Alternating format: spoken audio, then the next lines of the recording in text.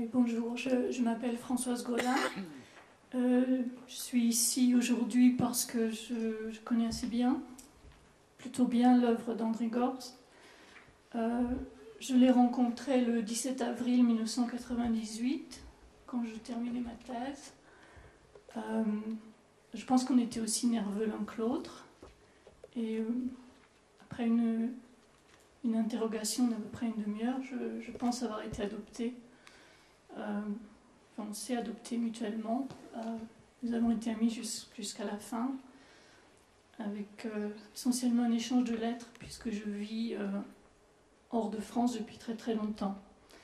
Je me suis demandé pourquoi c'était allé aussi vite.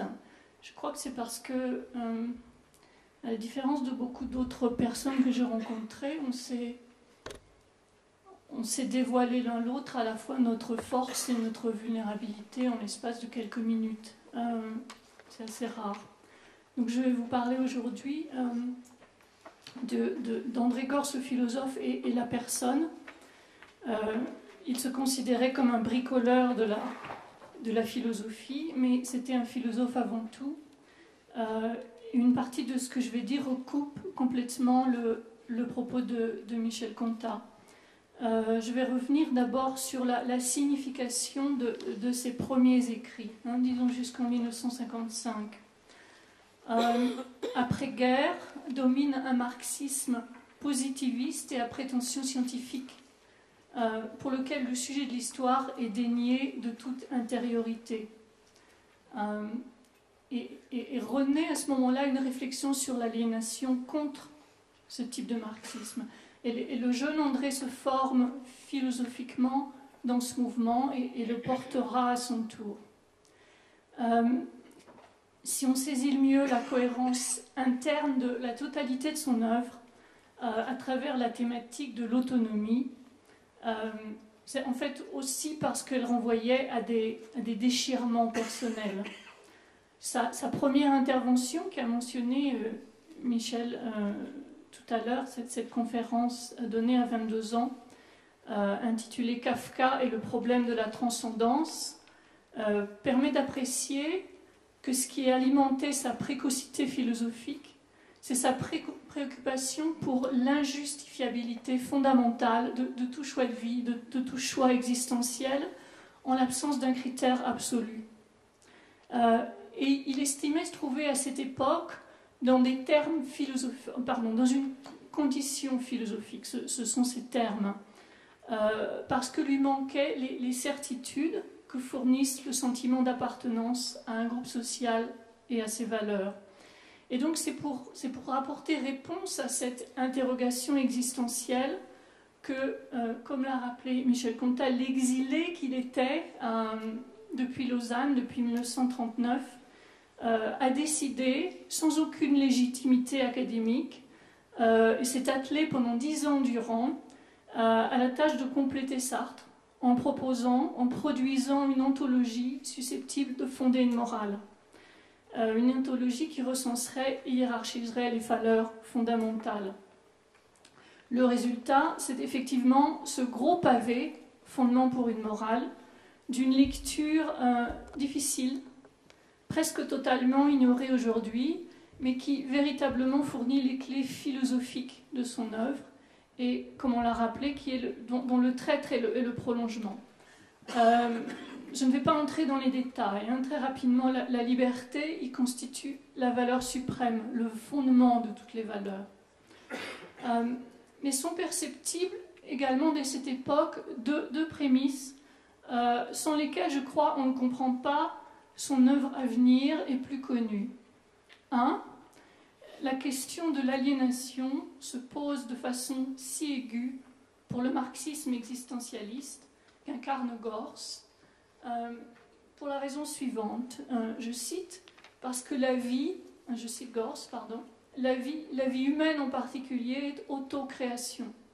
Un être ne peut se comprendre, se libérer, répondre de soi que dans la mesure où il a conscience de se produire soi-même, où il se vit comme le sujet de son existence. Ceci explique sa fidélité à l'anthropologie philosophique de Marx, selon laquelle le travail est l'activité par laquelle les hommes se produisent eux-mêmes, les êtres humains se produisent eux-mêmes et produisent leur monde. Cette lecture de Marx demeurera jusqu'au bout, il me semble, au fondement de la critique gorsienne du salariat. 2. Dans une perspective sartrienne, l'existence du sujet excède toujours les termes imposés par la société, ce qui fonde la possibilité ontologique de la liberté. Et cette caractéristique, caractéristique de l'ordre moderne, signifie qu'il y a une capacité potentielle est important, à s'émanciper des normes et des valeurs qui régissent le système et les conduites sociales. André s'appuyait précisément sur son expérience d'enfant pour avancer que tout enfant vit sa socialisation comme une violence et un arbitraire. Et donc, n'étant jamais entièrement socialisé, chacun de nous est dépositaire d'une réserve de contestation et d'insoumission. Et ces deux éléments fondateurs de l'autonomie du sujet que je viens de rappeler, autoproduction de soi et non-coïncidence du sujet avec ses rôles sociaux, correspondent très exactement à la manière dont André Gorz a fait sens de son expérience intime, personnelle. C'est en effet l'objet du traître, une auto-analyse existentielle par lequel il comprend que les conditions objectives, c'est-à-dire son exil, de fait, à cet exil s'articule ce qu'il appelait son complexe de nullité subjective. À Lausanne, ça s'exprimait par des attitudes de mortification, des idées de suicide, une sous-alimentation chronique qui, il est évident, n'était pas seulement due à un manque d'argent. Je me souviens d'une anecdote que m'a racontée Doreen devant un André silencieux et probablement honteux. Il lui a proposé « Veux-tu du pain avec du beurre ou de la confiture ?» Et elle a dit « Can't I have both, please ?» Donc elle aurait bien voulu les deux. Donc non pas un suicide assumé, mais une existence dont, à cette époque, l'activité intellectuelle de ces nuits solitaires devint l'outil par excellence. Ce désir de non-existence se manifestait intellectuellement comme projection dans un universel abstrait. Je cite André Gorz, il écrivait à cette époque pour devenir autre, pour se fabriquer une vérité. Donc s'abstraire de sa propre existence en la systématisant par l'écrit. Donc on l'a dit, je le redis, le traître est une entreprise de dévoilement de soi et à soi-même par le biais d'une utilisation de l'écriture qui était à l'exact opposé de celle de Fondement pour une morale. Dans Fondement, elle était une neutralisation de la vie. Au contraire, dans le traître se termine sur sa volonté d'utiliser l'écriture comme outil d'engagement dans l'existence et dans le monde. Et sa capacité à passer à son troisième ouvrage, La morale de l'histoire, 1959, dont le projet précisément était de renouveler la théorie marxiste de l'aliénation. Donc, ayant découvert cet autre usage de l'écriture vers les autres, vers le monde, vers la concrétude, il a pu développer, grâce à Doreen, grâce à Sartre, grâce au journalisme, une écriture plus lisible qui était marquée par un souci de proposer des alternatives concrètes. Et il est très clair, je crois, après ce qui a été dit jusqu'ici, que cette orientation vers le concret résultait d'un combat personnel. Si le traître lui a apporté un succès tardif, c'est aussi au terme d'un cheminement douloureux et tout à fait exigeant, par lequel il a compris la source de sa compulsion à écrire, à philosopher. Donc je voulais insister sur le fait que résultait et de ses options philosophiques et de son vécu personnel sa conviction que le fondement de tout anticapitalisme est l'intentionnalité d'un sujet sensible et incarné. Quelques exemples de cette solidarité chez André Gorz entre affectivité et théorisation. On sait, si on a lu un tant soit peu Gorz, qui s'est élevé tout au long de son œuvre contre les représentations et les pratiques qui visaient à éliminer l'intériorité de l'être humain.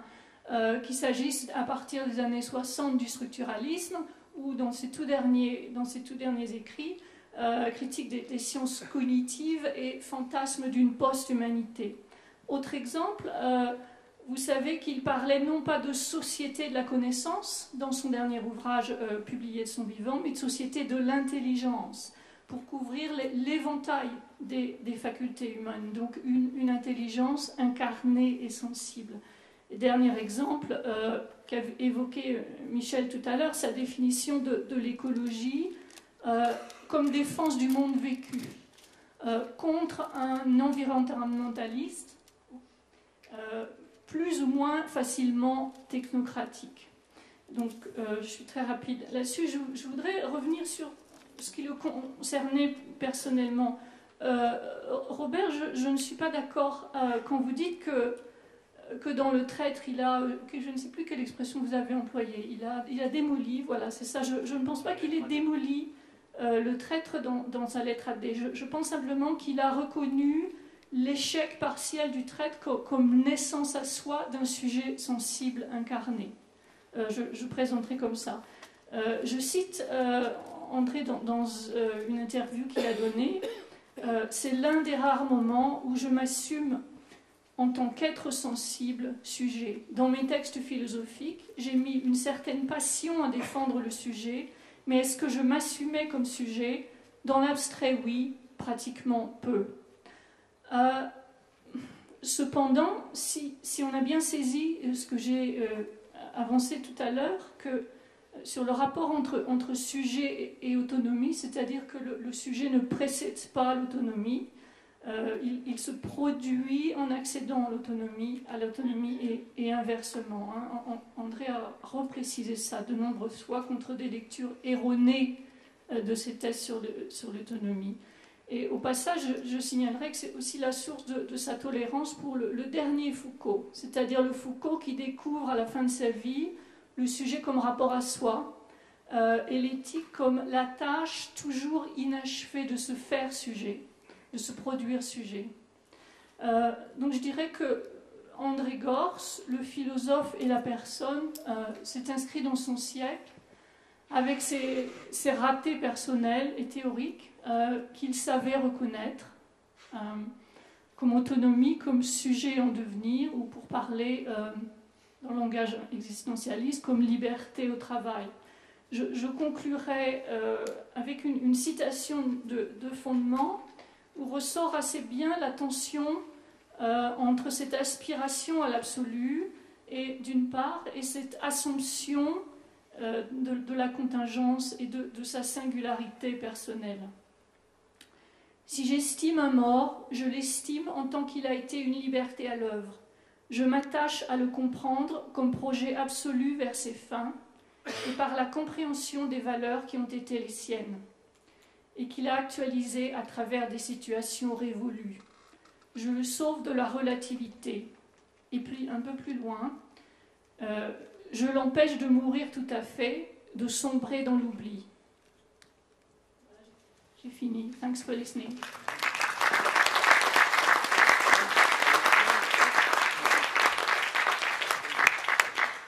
Merci Françoise Gaulin. Je vous dis que je me sens en grand accord avec vous. Comme nous avons pris un peu de retard, je vous propose d'enchaîner immédiatement avec l'intervention de Hans-Leo Krämer et de discuter après coup pour que nous puissions quand même aller déjeuner avec le temps nécessaire, puisqu'il s'agit de ne pas oublier le plaisir. Hans-Leo Krämer.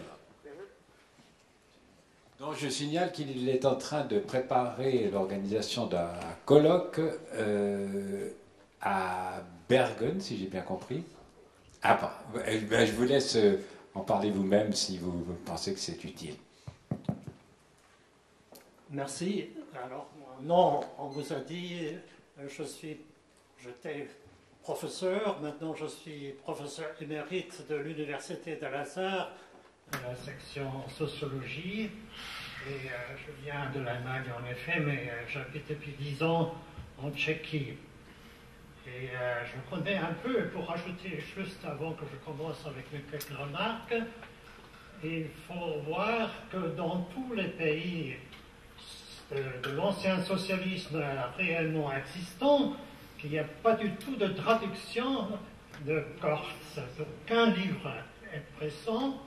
Il y a presque personne dans tous ces pays-là qui connaît Gortz, bien qu'actuellement la situation, soit en Tchéquie, soit en Pologne, soit en Hongrie, Bulgarie, etc., réclamerait forcément, n'est-ce pas, les idées de Gortz. Donc c'est un appel à quelques-uns qui voyagent peut-être, n'est-ce pas, d'y aller et proposer, n'est-ce pas, de discuter avec, par exemple, certaines alternatives qui sont très rares, mais peut-être les social-démocrates, etc.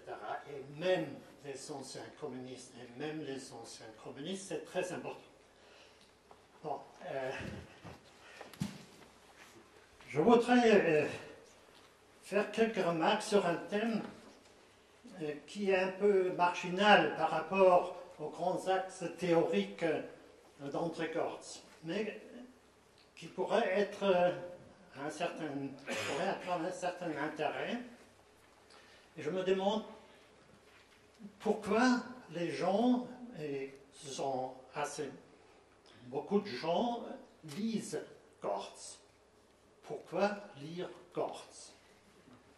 Donc, je continue pas dans ce thème-là, et je distingue deux approches, grosso modo deux formes de s'approcher de Gortz. Une façon théorico-analytique qui cherche à comprendre et interpréter le nouveau de Gortz, son originalité, son regard profond sur notre société capitaliste salariale et souvenir de notre société et de la justesse de sa théorie.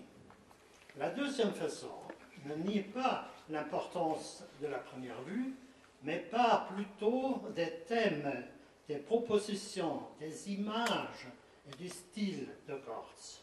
Je prétends que Gortz fascine par son langage imagé, illustré et compréhensible tel que le lecteur a l'impression que l'auteur est vrai et authentique.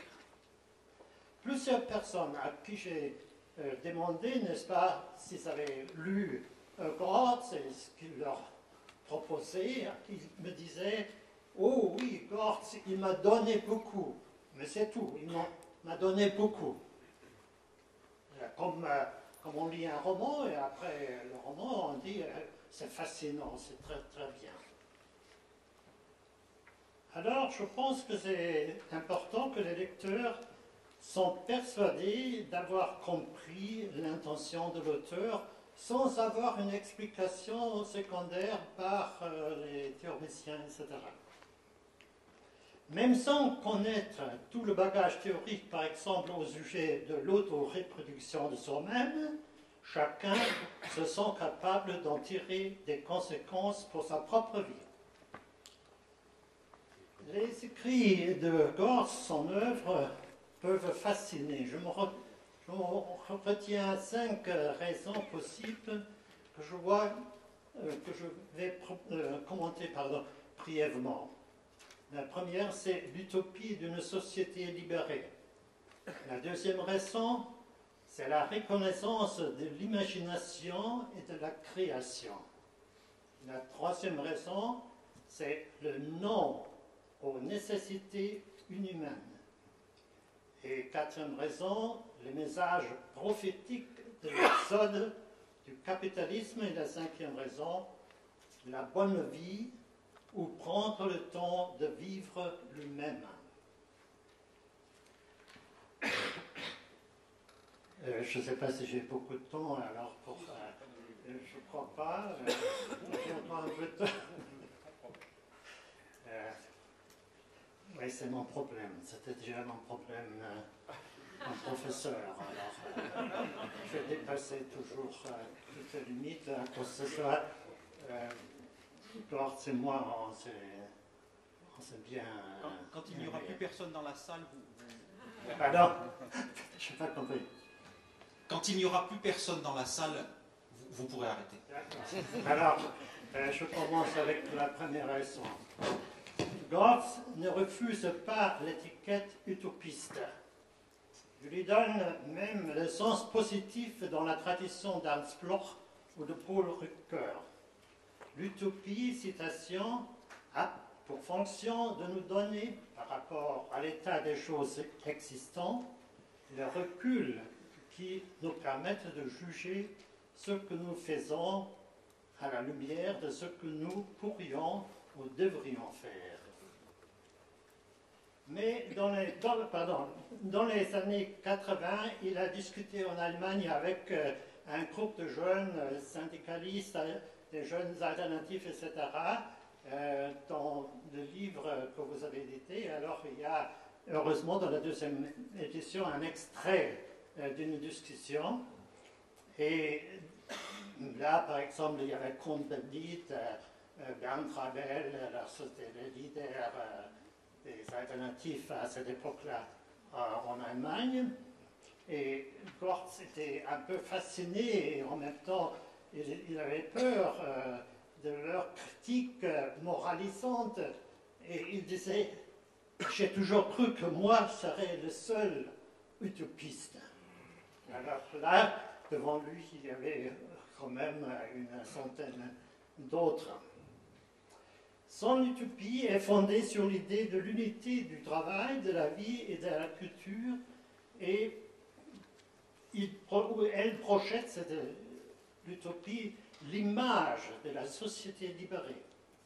Et cette image était comme pour lui un modèle à construire. Sa pensée utopique s'exprime par un antagonisme contre la rationalité et la logique capitaliste.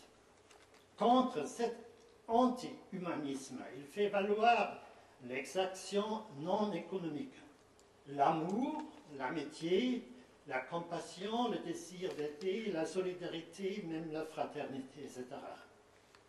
On ne peut pas nier que Gortz attire par ses idées utopistes. Deuxième élément, une deuxième raison, me semble que j'appelle pour moi-même le rêve d'André Gortz. Le rêve de Gortz est le reflet d'un esprit en activité permanente. Répondant aux critiques des ouvriers qui lui reprochaient d'idéaliser la classe ouvrière, Gortz cite Lénine qui aurait dit « il faut rêver ».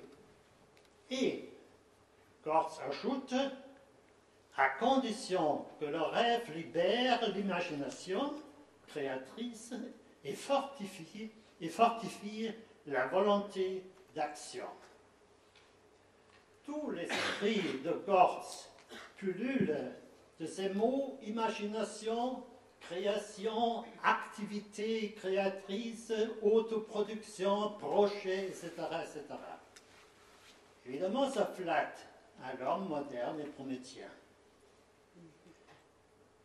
De même temps, on ressent derrière ces mots souvent assez vagues une chaleur humaine. Par contre, lui-même se retient énormément pour dévoiler ses propres sentiments et affections. Là, par exemple, où Marx, mon cher Karl, comme André l'appelle parfois, mais carrément un jeu, Gortz devient plutôt évasif et parle de chacun.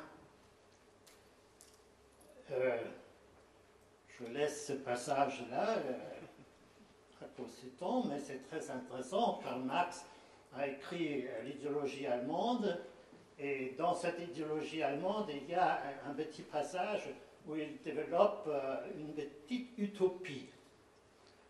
Vous la connaissez peut-être tous. Et Gortz n'a jamais fait, tant que je sache, allusion à ce passage de Marx. D'ailleurs, si vous me permettez une parenthèse, la traduction, c'est très intéressant. La traduction française que j'ai prise dans l'édition de Maximilien Ruvel, le traducteur a... Non, il faut que je vous dise ça quand même parce que ça me plaît trop. Alors, je cite rapidement le texte français. Dans un cercle... Alors donc, personne dans le communisme, dans la société communiste, personne n'est enfermé dans un cercle exclusif d'activité et chacun peut se former dans n'importe quelle branche de son choix. C'est la société qui me permet ainsi de faire aujourd'hui telle chose, demain telle chose, de chasser ce matin, de pêcher l'après-midi, de m'occuper de l'élevage le soir et de m'adonner à la critique après le repas selon que j'en ai envie. Alors, là, je voudrais faire une parenthèse. Le texte allemand s'appelle Und auch das Essen zu kritisieren. Alors, si on sait que Marx avait toujours faim, etc., donc c'est pas faire après le repas, comme dans un club des intellectuels, ouvrir le débat critique, mais non. Et Marx dit donc qu'il faut critiquer aussi le repas du soir. Alors, c'est donc une différence culturelle très importante. On pourrait discuter longtemps là-dessus. Mais Gortz, dans son rêve, il rêve d'une nouvelle société socialiste dominée par une, citation, aspiration à une vie multi-active au sein de laquelle chacun puisse faire au travail sa place, au lieu que la vie ait à se contenter de la place que lui laisse des contraintes du travail. Donc c'est à peu près tout ce qu'il dit. Le rêve libère, permet la Fantasiebefreiung, la libération de la fantaisie. Déjà, dans les articles journalistiques, Gortz fait comprendre qu'à travers le rêve, on toucherait à la vraie vie, à le non nécessaire dont il parle plus tard. La vraie vie correspond donc aux rapports sociaux chauds. Il faudrait, selon lui, rechercher, citation, de nouvelles formes de socialité chaude, dégagées des finalités économiques. Il ne veut pas qu'on désigne cette socialité chaude comme une forme de bonheur. Quand je publiais il y a longtemps pour son 65e anniversaire des mélanges offerts à Gortz, il était très étonné parce qu'il a dit, bon, des mélanges c'est pour des professeurs, je ne suis pas professeur, mais à part ça. Alors là, j'ai écrit un petit essai sur le bonheur social de Saint-Simon, Claude Saint-Simon. Alors, il me reprochait après, il disait qu'il ne voudrait pas être comparé à ce conte excentrique, quelqu'un qui aurait enthousiasmé alors le travail industriel, etc. Bonheur, il me disait, ne serait pas une catégorie de sa philosophie. Entendu, mais Michel Bosquet avait une fois écrit que le bonheur pourrait être subversif. Tout à l'heure, un collègue a cité ce passage extraordinaire d'ailleurs, cet article.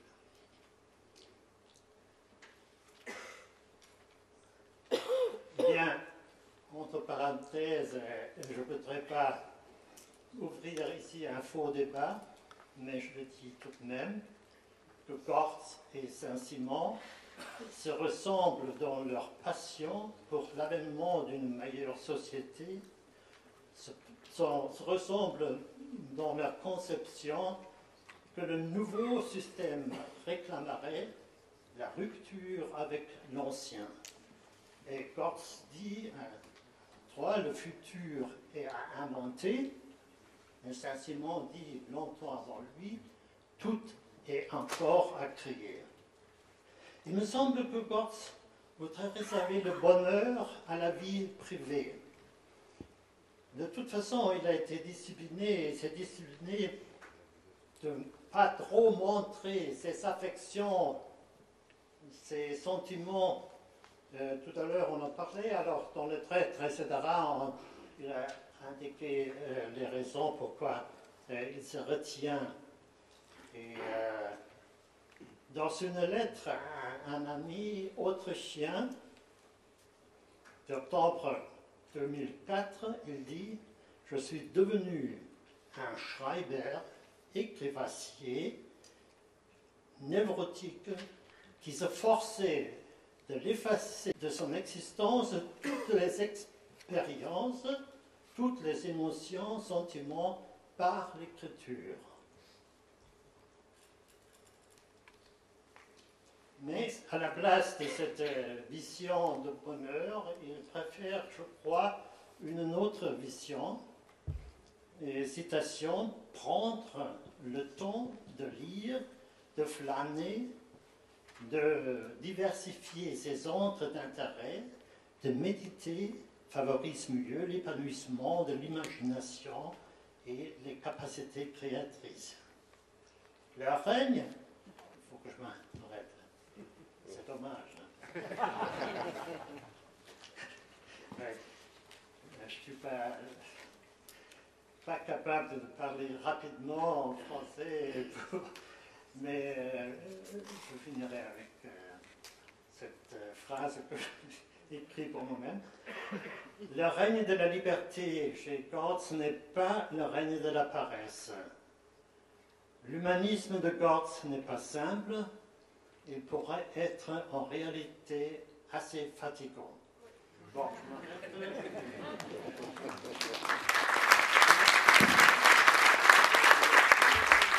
Merci Hans, c'était très bien de finir sur cette phrase, mais je pense que c'était important qu'on ait encore un petit moment d'échange avant midi et demi, de façon à ce qu'on recommence les tables rondes vraiment à l'heure cet après-midi à 2h.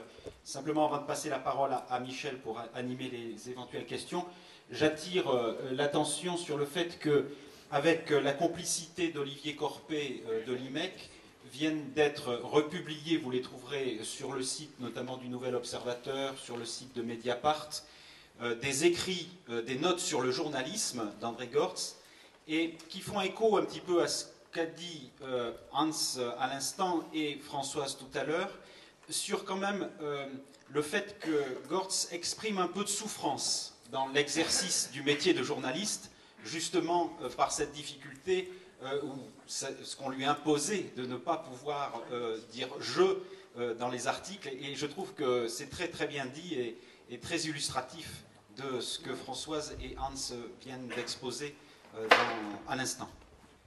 Bonjour, moi j'ai une question très profane, je ne sais pas à qui elle s'adresse, mais ceux qui veulent bien répondre, ça m'intéresse de connaître la réponse. Voilà, moi je connais pas beaucoup Gortz, juste à travers le livre Ecologica et puis des entretiens qu'il avait donnés à France Culture, mais j'ai vraiment trouvé une parole nécessaire pour moi et puis qui exprimait les choses comme moi j'aurais aimé les dire, mais sans savoir vraiment les dire. Et je suis frappée que chaque fois que je parle de Gortz autour de moi, personne ne connaît.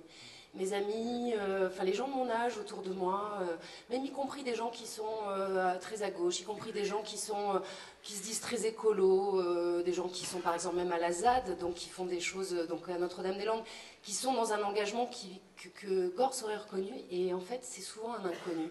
Et je me demande pourquoi, et je ne sais pas si vous avez des réponses à cela, ou si mon prisme est vraiment trop limité, et si vous pensez que ce serait nécessaire qu'il soit plus connu, et comment ça pourrait se faire dans ces cas-là. Merci pour cette question. Qui connaît Gortz ici? Levez la main, vous voyez. Je plaisante. J'ai un début de réponse à votre question. C'est le caractère éphémère de l'activité journalistique. On aurait posé la question dans les années 70, qui est Michel Bosquet. À gauche, on savait très bien qui était Michel Bosquet. Seulement, le journaliste, c'est l'écrivain de l'éphémère. Et Gortz, alors, ses ouvrages philosophiques, Le Traître a été très lu en 58, en partie aussi à cause de la préface de Sartre, qui était une préface extraordinairement éclatante. Mais ensuite, il a été un auteur pour, je dirais pas happy few, parce que ce n'était pas du tout son ambition, mais pour un public intellectuel quand même limité. D'abord, ce ne sont pas des livres faciles. Le type de réflexion que Gortz mène dans Stratégie ouvrière et néo-capitalisme, etc., c'est une réflexion qui demande de la culture politique, de la culture philosophique. Donc voilà, je pense qu'il y a deux Gortz. Il y a Gortz, André Gortz, et puis Michel Bosquet, des auteurs qui se sont un peu séparés. Il y a un seul livre qui réunit les deux noms, tardif d'ailleurs, et je pense que Gortz est un auteur d'avenir. Voilà, c'est aussi mon pari. Justement, ma question portait sur le fait qu'il avait 3 noms. Et j'aurais voulu savoir comment Dorine l'appelait, Gerhard ou André ou Gérard. Il était, pour ses intimes, il était Gérard. D'accord. Voilà. C'était le code d'ailleurs. Dès qu'il disait à quelqu'un « appelez-moi Gérard », ça voulait dire quand même que vous rentriez dans un cercle un peu de l'intimité. Et pour les gens des temps modernes, il était Horst. On disait Horst. Personne ne l'appelait Gortz, à vrai dire. Mon expérience personnelle, je voulais dire, c'est quelque chose qui me rendait un peu mal à l'aise quand j'allais passer la journée avec eux, parce que moi je l'ai connu comme André Gortz, je l'ai lu pendant 20 ans avant de le rencontrer, et je ne pouvais pas tout d'un coup l'appeler Gérard. Donc je continuais à l'appeler André, donc on avait ces conversations bizarres avec Doreen, où moi je référais à André, elle se référait à Gérard. Il m'envoyait des lettres, et quelquefois il signait André, quelquefois il signait Gérard. C'était très... Les noms de Gortz, c'est très bizarre, oui. Ces lettres, celles qui m'envoyaient en tout cas à moi, étaient signées G, ce qui pouvait être à la fois Gortz et Gérard. Monsieur. C'était juste un témoignage bref. On vient de demander pourquoi il y a plusieurs Gortz, là, si j'ai bien compris. Je pense que cette réunion, cette première matinée, a très bien fait de commencer par l'analyse d'une évolution. Enfin, c'est un homme qui s'est construit en dialogue toujours avec Dorine, mais quand même, c'est juste à la fin que quand même il a écrit la lettre à D. J'ai ici un bout de lettre signée de Dorine quand elle m'a envoyé la lettre à D à sa publication. Elle me dit simplement « L'opuscule 6 juin m'embarrasse plutôt, mais je n'ai pas pu empêcher Gérard de le faire publier. » Et je pense que c'est probablement exactement ce qui s'est produit, qu'elle a essayé de l'empêcher de le publier, parce que, bien sûr, elle se trouvait trop au cœur du problème. Mais je pense que Gérard, puisqu'il s'agit de lui, a effectivement outrepassé la volonté de Dorine, ce qui ne lui était pas tellement courant, parce qu'au contraire, c'était frappant de voir comme ils étaient toujours ensemble, et que c'est simplement parce que il est arrivé là, à un point de sa réflexion qui n'est rien de ce qui est antérieur, mais qui est quand même un espèce de point, sinon final, du moins le point où j'en étais arrivé là, à cette fin de vie. Et je pense que peut-être on aurait pu commencer le colloque en le sens inverse. Parce que ce que nous venons d'entendre de manière tout à fait intéressée par ce qui a été dit, c'est bien le point d'aboutissement de la pensée d'André Gortz.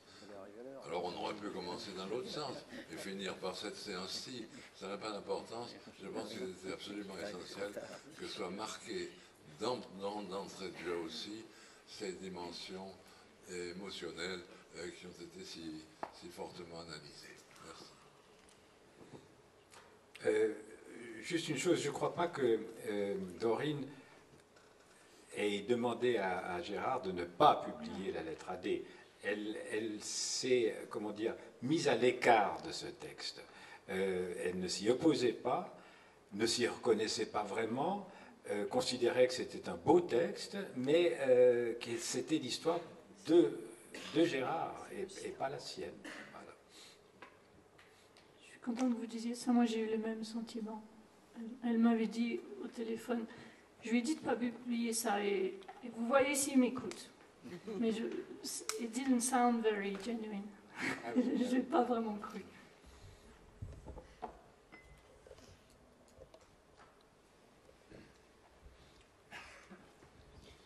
Je voudrais reprendre un petit peu l'interrogation qui était posée tout à l'heure quand on se demande pourquoi finalement il est si peu connu. Alors on n'est pas, si j'ai bien vu, de la même génération.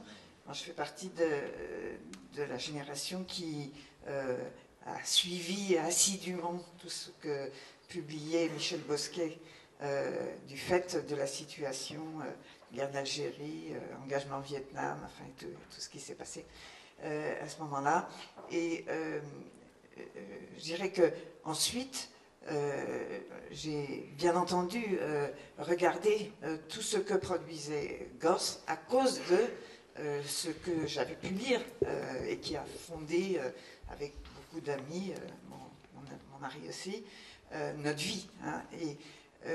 Et je me suis toujours demandé aussi pourquoi, notamment tous les écrits qu'il a fait sur le travail après, on va en parler cet après-midi, son autre vision de l'économie, son approche en économie plurielle, n'a pas été perçu comme un lien avec ce qu'il disait au moment de son engagement en tant que journaliste. Pour nous, c'était une évidence, et je peux constater qu'autour de moi, ça ne l'a pas été. Donc je reste aussi sur cette interrogation. Bon, un début d'explication pour moi, c'était, je dirais, finalement une vision très subversive qu'il portait sur la question notamment du travail et de l'activité et sur le temps de vivre aussi, enfin sur tout ce qui a été si bien dit ce matin. Je pense que ce message-là, ce renvoi-là, était éminemment subversif, surtout dans le milieu, je dirais, des marxistes ou des... Bon. Et donc là, il y a un petit bout d'explication.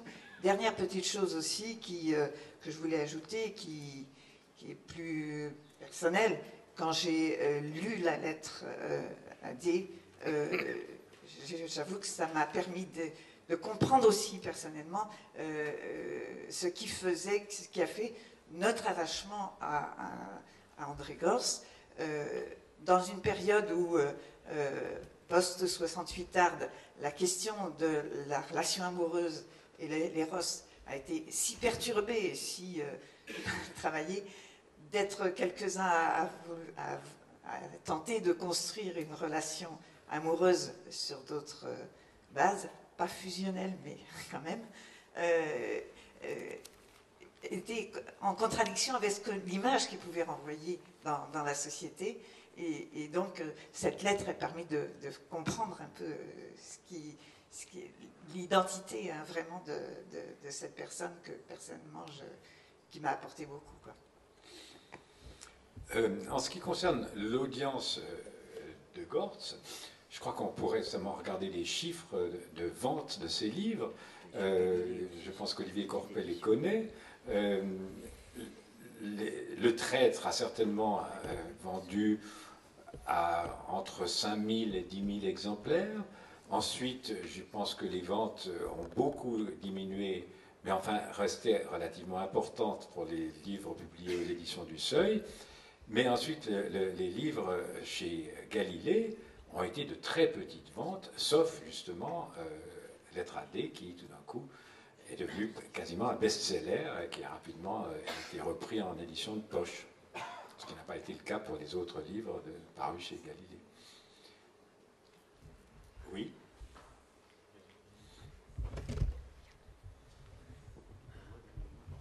Merci. Oui, je voudrais revenir également sur la question posée par ma voisine sur la réception de l'œuvre de Gorz en France et une certaine ignorance de l'œuvre de Gorz.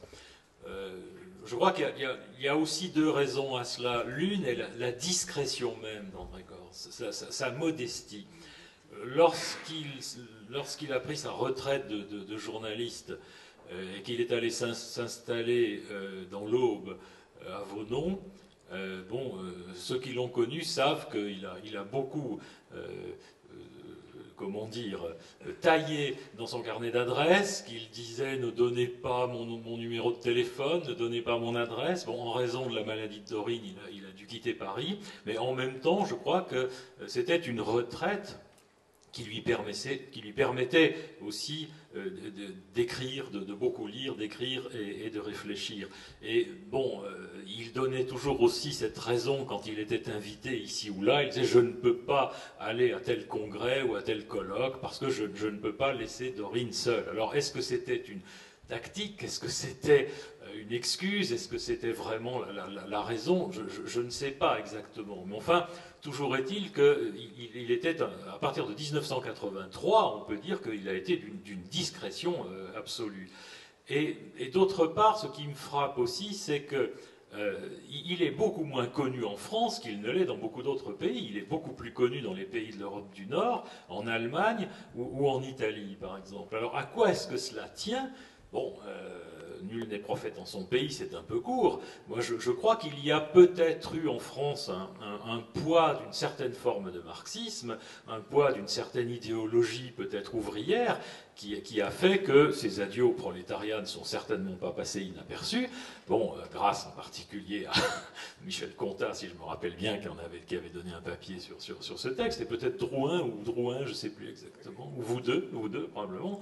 Mais finalement, on n'a pas beaucoup discuté autour des thèses de Gorz, et on ne discute pas beaucoup non plus. Les Métamorphoses du travail, qui sont vraiment un très grand livre de philosophie, d'inspiration philosophique, c'est un livre de phénoménologie, eh bien ce livre, qui en a parlé en France? Pas grand monde finalement. Est-ce que vous savez comment le passage chez Gorz se fait d'une autonomie de résistance à l'aliénation de la société, aux déterminismes sociaux, à une société de l'autonomie où chacun pourrait avoir les moyens, dans ce qu'il dit, de s'autoproduire?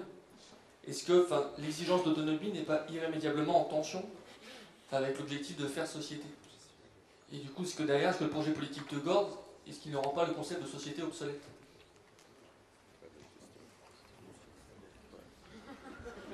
C'est tout le problème de Gorz. Ah ouais, c'est énorme, mais c'est le problème de Gorz. Je suis très malentendant. Alors, non, c'est vrai. Alors, malgré mes appareils auditifs, alors, je n'ai pas compris ce que vous avez dit. J'ai l'impression que dans le premier temps de son œuvre, dans la période existentialiste, Gorz, il travaille sur la reconstruction de l'individu face à tous les rôles sociaux que la société veut lui faire jouer. Et est-ce que du coup, l'autonomie de l'individu se fait forcément par une mise à distance de la société? Est-ce que c'est possible d'avoir un projet politique qui fasse de la réalisation de l'autonomie son objectif? Ou est-ce que forcément société et autonomie seront toujours en tension? Je vais essayer de vous répondre. Un petit mot. De toute façon, alors il a dit à plusieurs endroits, n'est-ce pas, qu'il faudrait d'abord changer les mentalités, changer d'abord les esprits individuels, avant qu'on change. Alors, même les alternatives ailleurs, en Allemagne, etc., Je parlais tout à l'heure de ce groupe-là avec qui il a parlé, voulait changer tout de suite, voulait faire une révolution.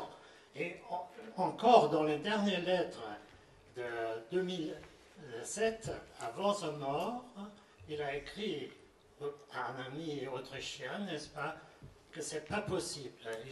Donc son pessimisme critique était tel, n'est-ce pas, qu'il voyait qu'il n'y a pas de moyen, n'est-ce pas, de renverser le capitalisme dans le sens dont vous avez parlé.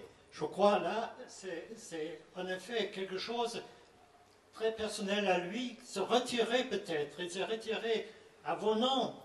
Naturellement, c'était quelque chose comme la fin de sa vie active, mais d'un autre côté, il a vécu là, il a vécu là avec Dorine une vie heureuse. J'aurais dit à la fin de mon petit exposé, en paraphrasant Albert Camus, son dernière phrase dans le Sisyphe, il faut imaginer Gérard Horst heureux. Et en effet, là, il y a une contradiction, je dis. Alors, il ne dit pas à cette façon-là dans ses écrits. Et dans les derniers écrits, de toute façon, là, il y a une rupture. Vous avez dit ça, mais la rupture vient de telle façon qu'il s'adresse à un autre public. Il a quitté les ouvriers, il a changé le style d'écrire, il a parlé tout à coup des hackers comme figure emblématique, il parlait tout à coup des dissidents numériques qui seraient vraiment le centre, n'est-ce pas, de le renversement du capitalisme. Alors là, il y a beaucoup de gens qui ont dit, cher André Gortz, c'est pas si simple.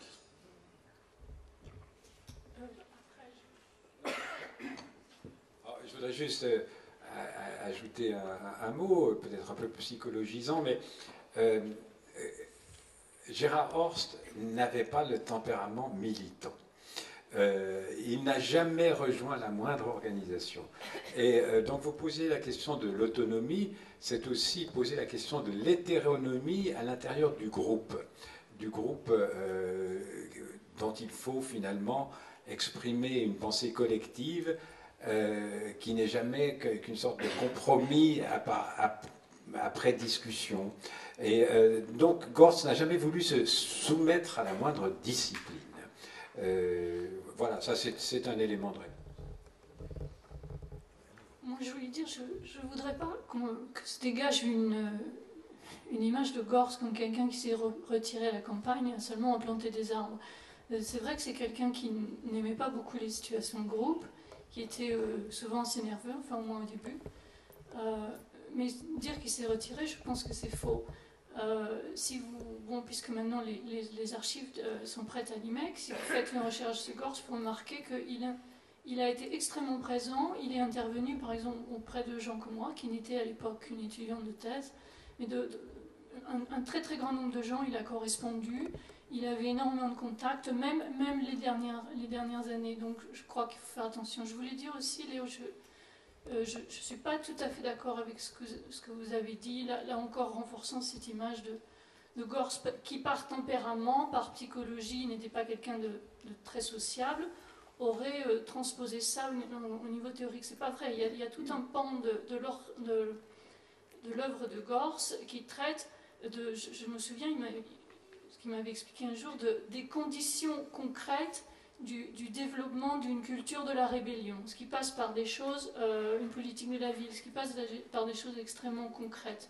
Donc c'est pour répondre un peu à votre question tout à l'heure, il ne s'agit pas d'une autonomie où on se retire seulement à planter ses arbres. Je crois que c'est là où j'ai un peu peur qu'on dévale un peu cette pente, et j'en suis probablement responsable à cause de mon papier. Il faut faire attention à ne pas chercher à mettre en équivalence des dispositions personnelles et sa théorisation.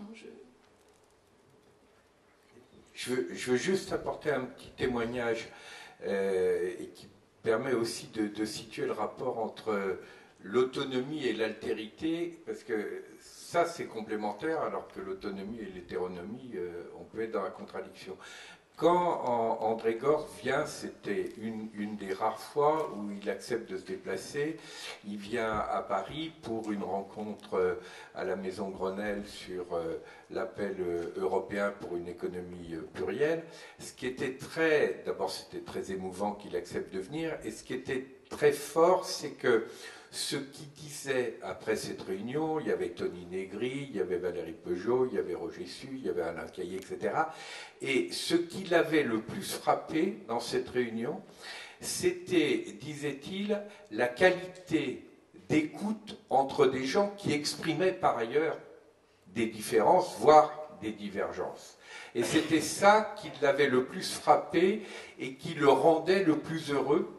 C'était qu'il y avait dans cette différence exprimée, dans cette qualité d'écoute et de construction des désaccords, la possibilité justement d'avoir des sujets, mais des sujets qui étaient en rapport et en reconnaissance avec l'altérité. Moi, personnellement, du point de vue de la fécondité, parce qu'on n'est pas là simplement pour parler de Gorz du passé, c'est une mémoire vive, c'est pas une mémoire morte, Gorz, et la façon dont il nous aide à structurer nos propres vies, et il nous aide à être y compris dans une force de vie transformatrice, pour moi justement c'est la démonstration qu'il est possible de construire une société qui est une société de sujets, donc on n'est pas dans le renoncement à l'individuation, c'est pas de l'individualisme, mais c'est la reconnaissance de la singularité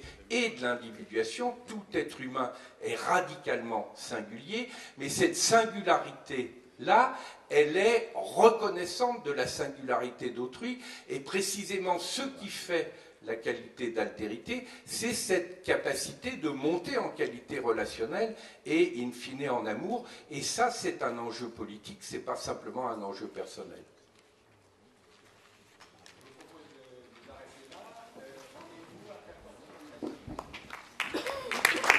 Alors merci donc à Patrick, Michel, Françoise et Hans. Donc comme vient de le dire Michel, on se retrouve à 14h. Donc la présentation du Fonds André Gorz de l'IMEX, qui devait être entre les deux tables rondes de cet après-midi, a lieu maintenant. Donc je cède la parole tout de suite à François Borde de l'IMEC. François Borde de l'IMEC. André Gorz a suivi la création de l'IMEC. C'était il y a 24 ans, lorsqu'Olivier Corpé et quelques autres ont lancé l'Institut Mémoire de l'édition contemporaine. André Gorz venait de publier Métamorphose du travail. Il a suivi le déploiement de l'IMEC, et c'est donc tout naturellement qu'il a choisi de confier ses archives à l'Institut. Mais vous le savez, il alla plus loin en nommant l'Institut et son directeur exécuteur testamentaire, Christophe Fourel l'a rappelé ce matin, en le chargeant de veiller au respect de son nom et de son œuvre et à la bonne gestion et exploitation de ses archives. C'est une forme de pari sur l'avenir d'une institution particulière que certains appellent une contre-institution, que je souhaite brièvement présenter ici, avant d'évoquer la cartographie du fonds André Gorz, de ses archives, et de le situer au sein des fonds de sciences humaines et sociales à l'IMEC. Fondé en 1988, l'IMEC a été officiellement inauguré en octobre 1989, et très vite, il s'est développé, et aux archives d'éditeurs et de revues sont venus s'adjoindre les fonds d'auteurs. Et si les écrivains posent leur marque, très vite les sciences humaines et sociales sont présentes dès le début de l'aventure. Au cœur de ce que Vincent Duclerc appelle le moment archive des chercheurs, l'IMEC a apporté sa contribution en montrant l'importance de l'archive et de l'épanouissement posthume de l'œuvre d'un auteur. Depuis 20 ans, l'IMEC a pris une part active, parfois déterminante, dans les évolutions de la recherche en sciences humaines, et l'Institut a largement participé au déblocage de la recherche sur les fonds privés, contribuant à rendre possible une approche des archives jusqu'alors inédite. Chaque fonds, les fonds d'IMEC sont là pour apporter des matériaux à la recherche et pour éclairer les débats contemporains, et ce colloque répond, semble-t-il, à cette haute ambition en montrant toute l'actualité de la pensée d'André Gorz.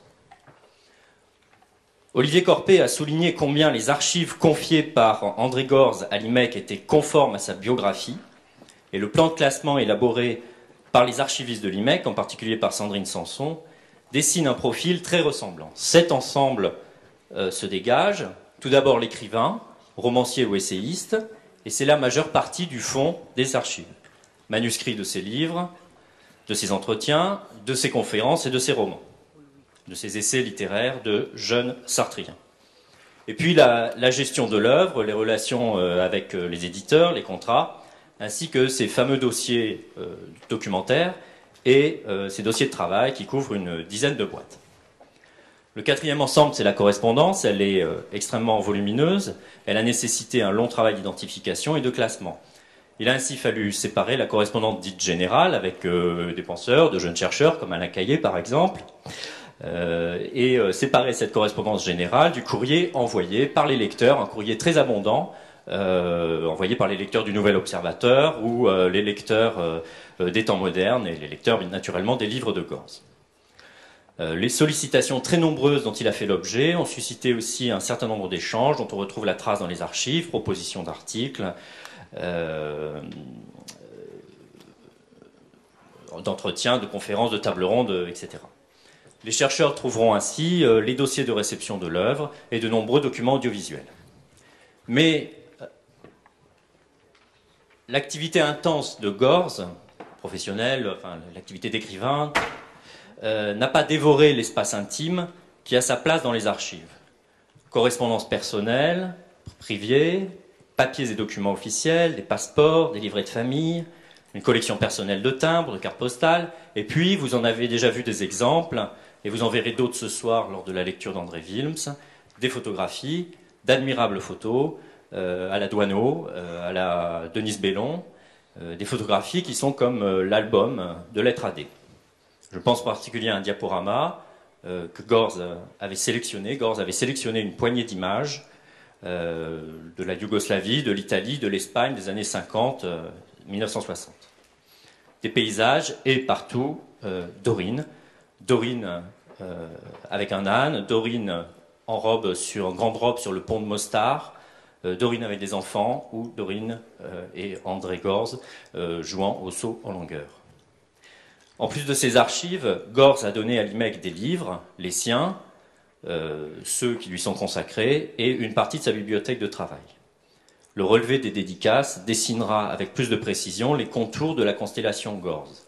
Et en les classant, il n'est pas rare de trouver à l'intérieur des livres, glissés à l'intérieur des livres, des lettres, des notes de lecture, ainsi une brève missive de Martin Heidegger, ou ces lettres et des notes de travail consacrées à Edgar Morin, insérées dans le second tome de La Méthode.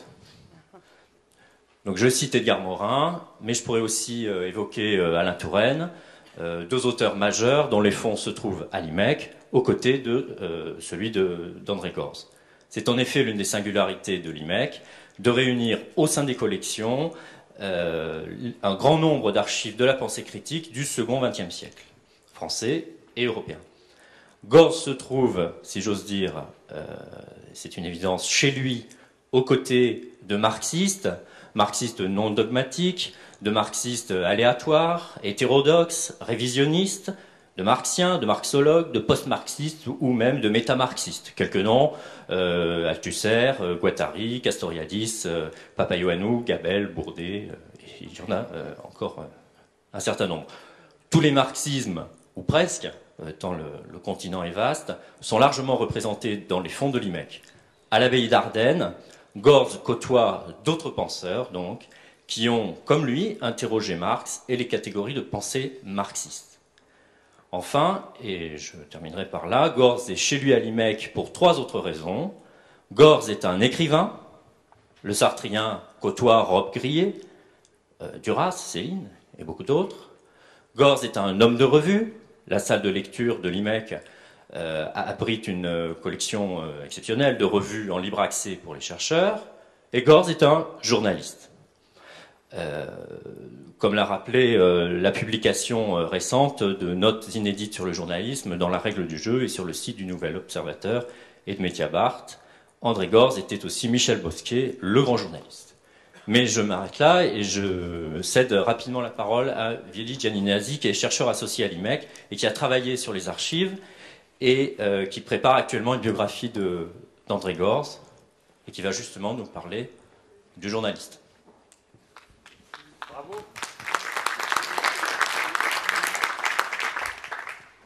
Alors, je vais être très bref, je ne vais pas vous embêter.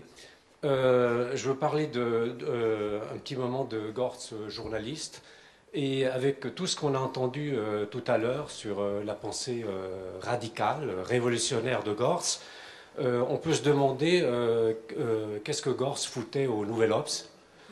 Et d'ailleurs, même pour Jean Daniel, Gortz a toujours été un personnage énigmatique. En 1979, voilà ce qu'il écrit à son propos. « Je le vois tous les jours depuis 20 ans. J'ai eu avec lui 1000 occasions d'échanges intimes.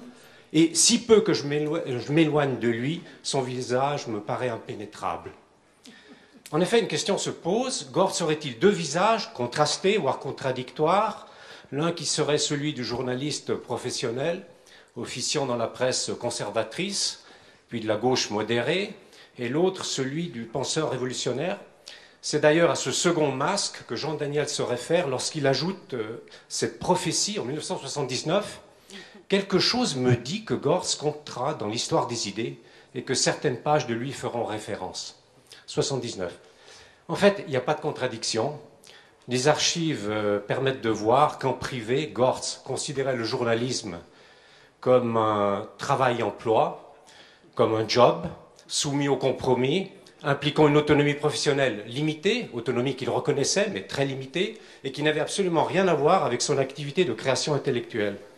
Alors cela peut être illustré par la lecture de quelques bribes de lettres qu'il écrit à un ami intime qu'il a connu en Suisse. C'est écrit comme on écrit à un ami, hein, donc c'est pas le discours universitaire. Je vous cite quelques bribes de ces lettres. En 1951, la pourriture du monde va m'engloutir. En la circonstance, la pourriture du monde a pris la figure de Paris Presse, où je me suis pressé d'accepter un emploi de rédacteur aux rétributions inconnues. Je commence la semaine prochaine et mon organisme commence à s'empoisonner de toutes les compromissions qu'il me sera demandé à passer avec moi-même. 53. Je suis devenu un employé comme les autres. Toi, tu as ton patron qui te pèse sur l'estomac. Moi, sur l'estomac, j'ai tout un canard auquel je donne 5 pages de copie en moyenne par jour, qui exprime toute une politique. 2 points. Ça fait une masse de dégueulasserie très considérable. À tel point que si tu ne donnes pas ta démission tout de suite, il ne te reste pas beaucoup d'illusions sur l'estimabilité de tes sentiments. Et la révolte de ton intégrité personnelle sera d'autant plus fumeuse dans ce cas que pour avoir un sens, elle ne devrait pas être dirigée contre un patron, un travail ou un canard, mais contre les puissances occultes qui font et le canard et la politique du gouvernement.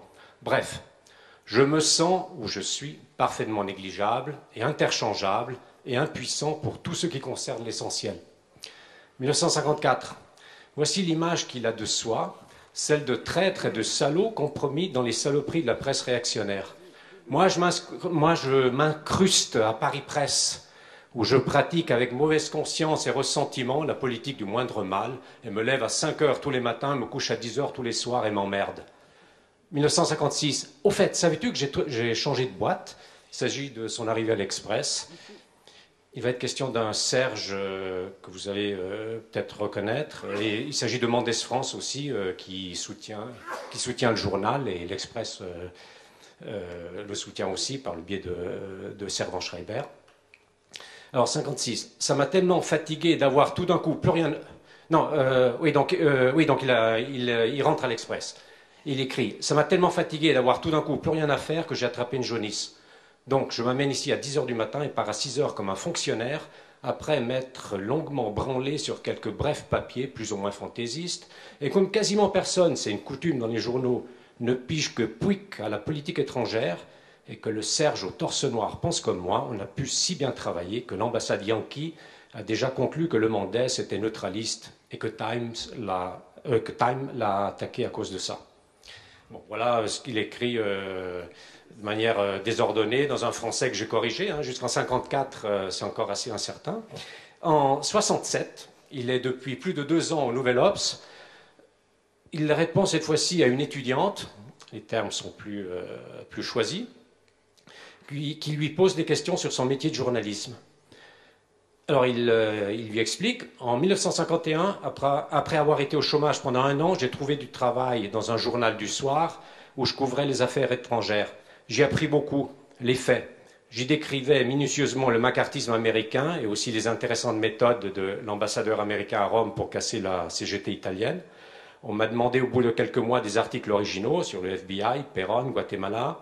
Ils étaient subversifs, mais inattaquables. On pouvait toujours trouver un journal bien pensant, le New York Times par exemple, qui disait les vérités subversives que j'ai envie de dire. Il suffisait de bien présenter et amener les citations. Mais je ne pouvais tout de même pas écrire ce que je voulais. Et je ne le peux toujours pas. Le journalisme n'est pas un moyen d'expression, c'est un compromis. Il existe certes des journaux militants, des militants intellectuels y écrivent des analyses qu'ils estiment justes, mais le Nouvel Observateur n'est pas ce type de publication et je ne pouvais pas être ce rédacteur. Je ne suis pas venu au journalisme par militantisme, mais pour gagner ma vie d'une façon qui m'informe et m'aide à réfléchir et m'oblige à apprendre constamment. C'est à force de travailler comme journaliste que je suis devenu un peu militant. À partir de 1955, j'ai écrit dans l'Express où Servan Schreiber m'a demandé d'entrer parce qu'il me considérait comme un bon journaliste, quoique subversif. J'ai accepté avec joie d'entrer à l'Express parce que c'était tout de même un journal plus intelligent que le quotidien où j'étais avant. Et sans pouvoir s'y exprimer, on pouvait y dire plus de choses avec toujours beaucoup de concessions et de prudence. Un journaliste écrit toujours pour son rédacteur en chef, c'est-à-dire en fonction de l'idée que le rédacteur en chef se fait des goûts et opinions du public, des articles susceptibles de plaire à son public, de lui attirer un certain public. La ligne du journal ou sa manière sont toujours instrumentaux.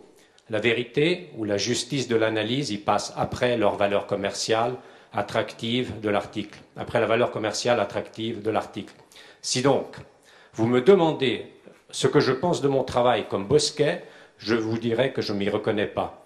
Des articles que je serais prêt à contresigner de tous mes noms, je peux les compter. Et il en énumère 6. Sur les centaines d'articles que j'ai faits, ça fait peu de choses.